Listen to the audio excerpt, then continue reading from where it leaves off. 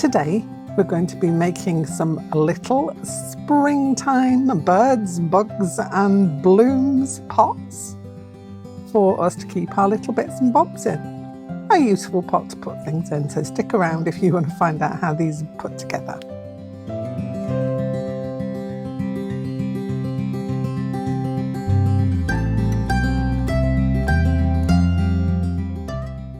Hello and welcome to a Kooky corner of YouTube, or welcome back if you've been here before. It's nice to see you again. I can see you're looking well.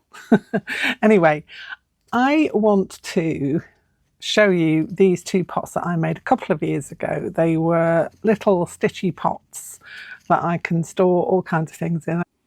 I use these to store my little strips that I use for collage in there. They're quite handy for that. They're just about the right size. These were autumnal kind of vessels, so I want to make some to go along with my bugs, blooms and birds, or birds, blooms and bugs theme that I've been going on with this month. And so I'm going to do a couple in a similar way. This particular one had felt on the inside. I will still stick with the felt bottom, but I'm going to do a fabric inside instead because I just fancy it, just for a change. So it's only a slight difference to the way I've made them, but I know I haven't done these for a couple of years, so I thought I would take you along on the journey because I really want to make a couple for my other desk, basically. I've got another desk, my sewing desk. This is generally my filming and artwork desk. So this is why we're over here today, and also because it's super messy on my sewing desk. So we've transferred over here. Anyway, so let me take you through the process of making these. And if you want to go back and have a look at how I did the felt ones on the inside, there's not really going to be much difference. But if you want to go and have a look how these were put together, then pop over and I will leave a description. I will leave a link in the description box below to that particular video. Or actually, I think there's two videos for this one, so I'll leave links to both of those. Anyway, let's have a little look at how we're going to get on with it today. So in order to make your pot, first of all, you're going to need some hessian to work with. I've got this hessian ribbon. You don't need hessian. You could actually just do this with some stiff interfacing or whatever. But because I've got this, and this is what I used just last time and it worked really well, I am going to use this. And I've got a whole load of it, so I can make a few more pots with this. Now this, I think, if I remember correctly, it's 3 inches wide, but I'll double check that. Yeah, so it's a 3-inch wide hessian ribbon, basically. So it's finished off at both the ends there, but not obviously where you chop it off. And I like this. There's something about the smell of hessian that I really like. It takes me back to the 70s when I was a child, where there was a lot of hessian hanging around then. I think my sister had some mats that weren't hessian, but they were kind of made of a similar kind of material, and it's just the smell of that just takes me right back. Anyway, I'm digressing. So the size of your hessian will depend on how big you want your pot to be. I don't want mine to be too wide. I like the little pots. They're quite handy for holding little bits of things. The one that I used is probably about 10 inches long because that's the size that I want mine to be round about. So 10 inches of the hessian ribbon. And then, as if by magic, what you do is lay out your scraps.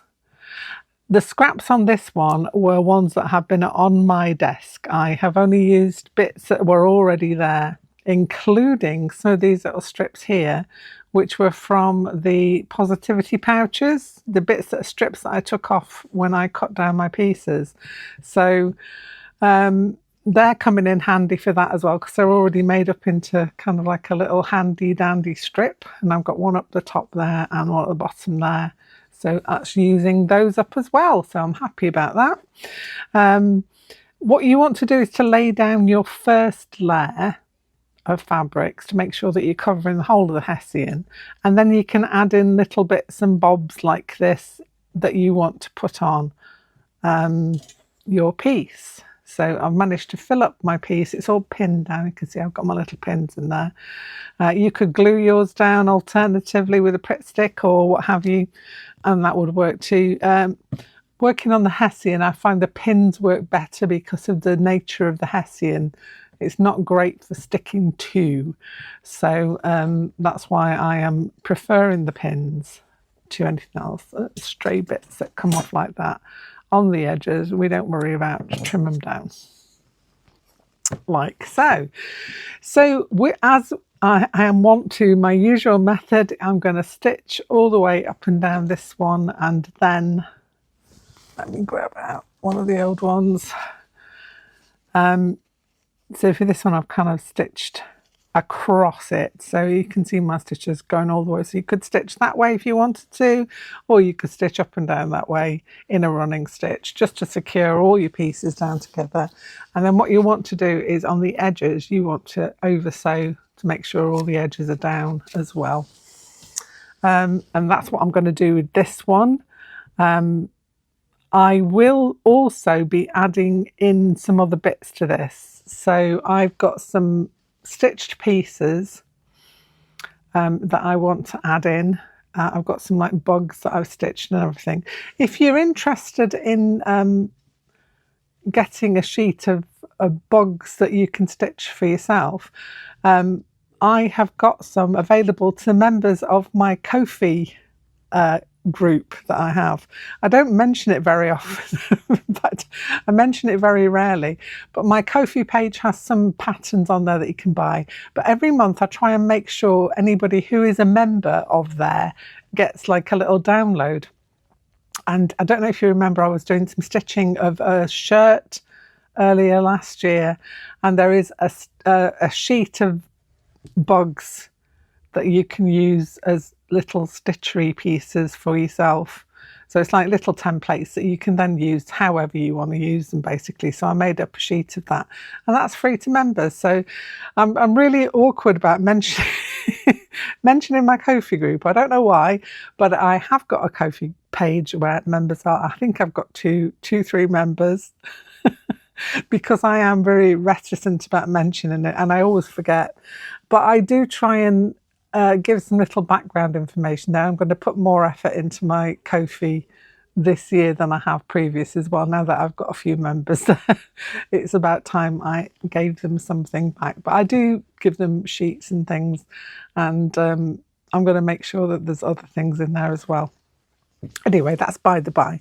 You can quite easily get some patterns for whatever you want to go on your thing, little stitchery pieces, and whatever else you want to add in. You could add one of the positivity quotes on here as well.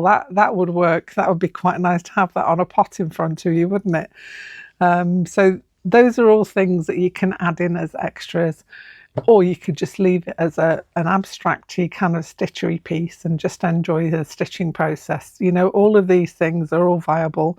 You do you basically, and add in whenever you want or whatever you want to your piece.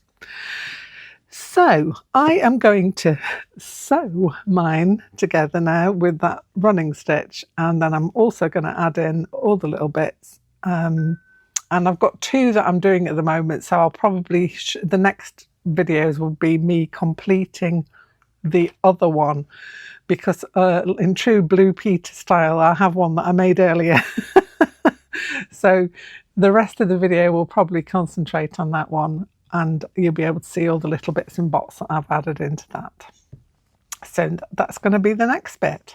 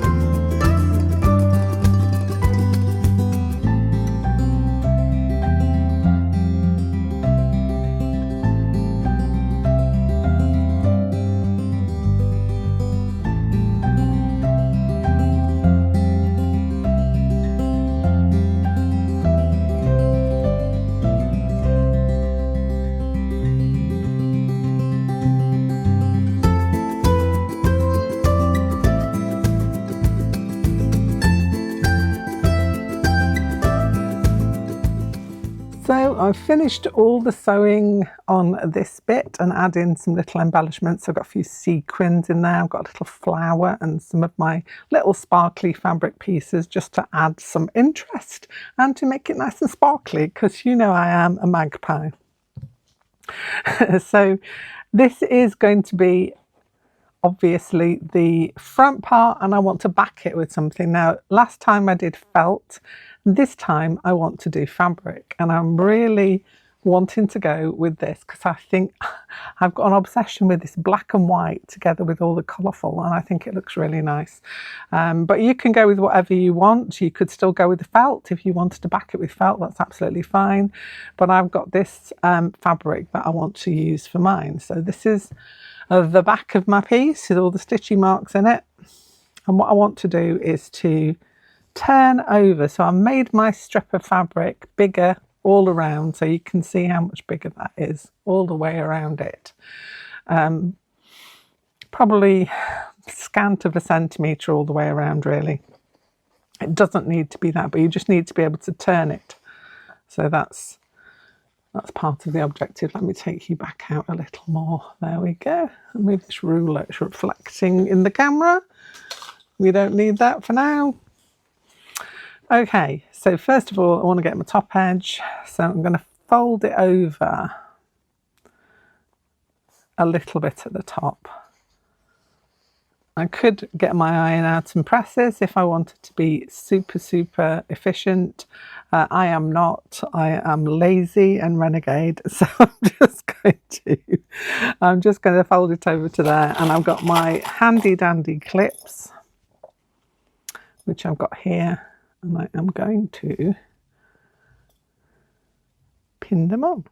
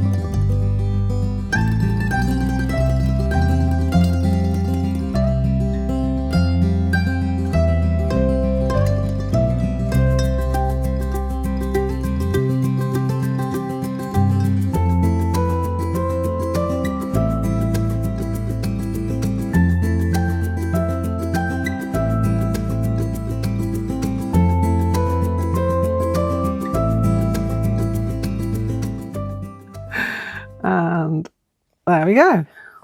So I've got my piece all kind of, it's a bit off the fabric underneath.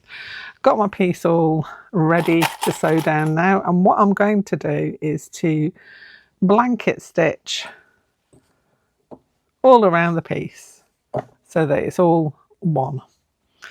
And then I might think about if I want to put some buttons on here. I know I had on my other ones, I know I've got like a little row of buttons there. So maybe I might want to add some buttons in at some point down one edge, perhaps down the fastening edge. Down there I might put some buttons on, perhaps. I shall think about that after I've done my blanket stitch. So it's blanket stitch all the way around this piece, and then I'll come back and we'll put it together. So this piece is all stitched around now, the backing is securely on, and I added in some buttons. So I got some colourful buttons just to go down the edge. It's going to be on the outside.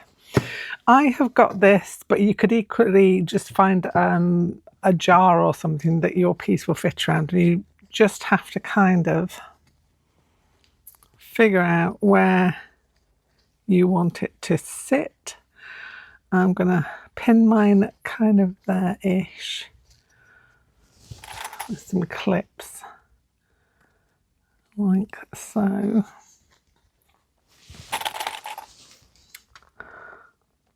And see how that sits. It's hard to see with that clip there, but I could, yeah, that's probably about right actually.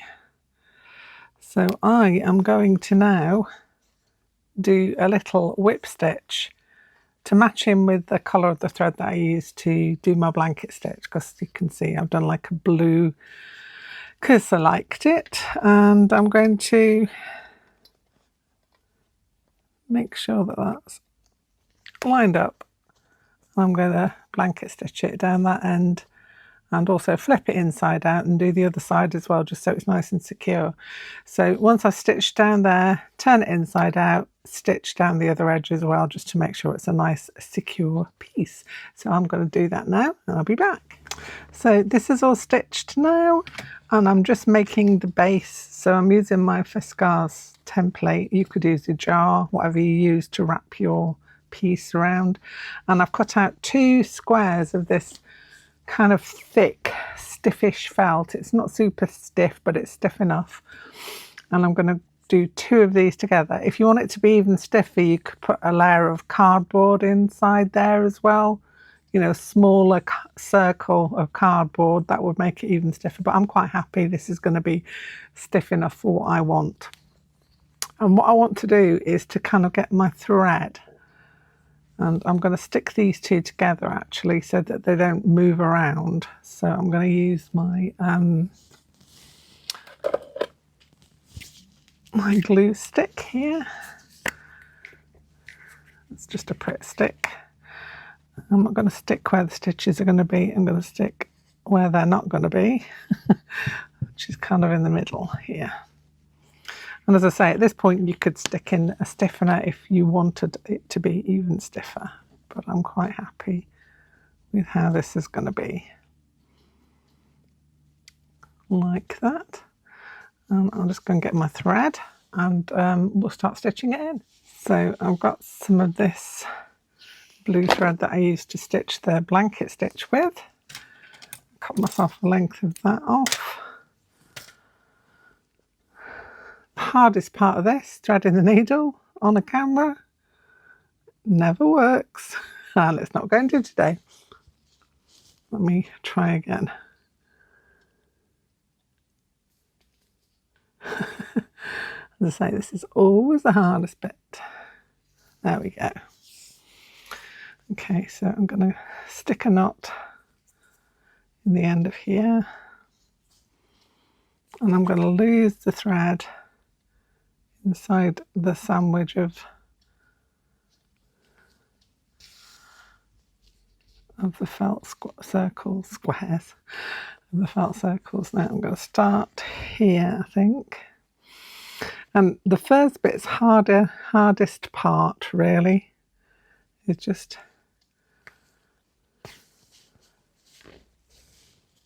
getting it onto your fabric, and then I'm just going to whip stitch it on. So I'm going to ease it around and get it onto the base like so. And it seems awkward at first, but eventually it clicks into gear and it gets there.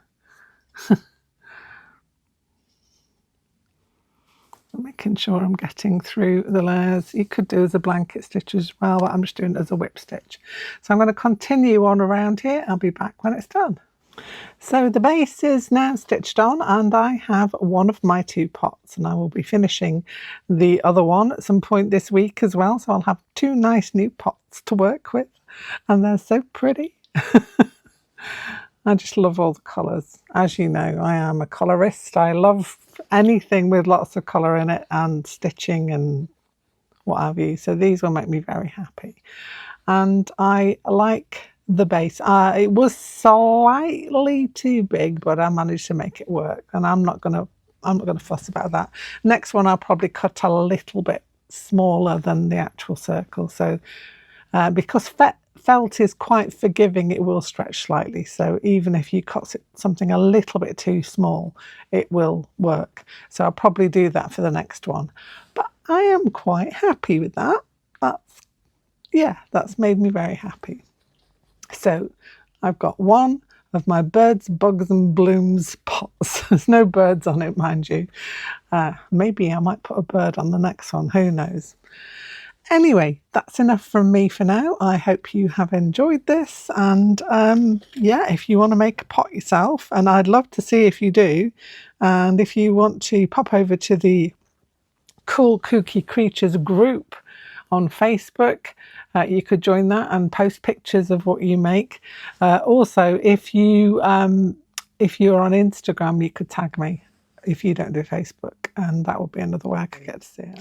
Anyway, hope you've enjoyed looking at this. Hope you've enjoyed stitching along with me, and I'll be back here very soon with something else. Bye for now.